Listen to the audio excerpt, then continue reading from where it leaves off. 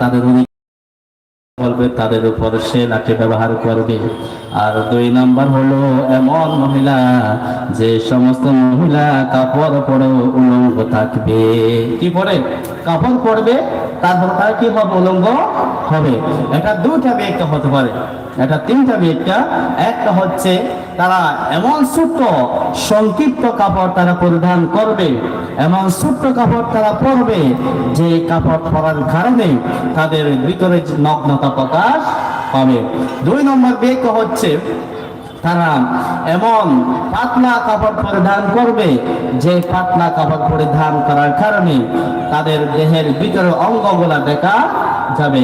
3 নম্বর হচ্ছে তারা এমন টাইট ফিট আটসাট পোশাক পরিধান করবে, যে পোশাক পরিধান করার কারণে তাদের অঙ্গ প্রত্যঙ্গ গুলা সেই কাপড় ছেড়ে বের হয়ে যেতে চাইবে। এমন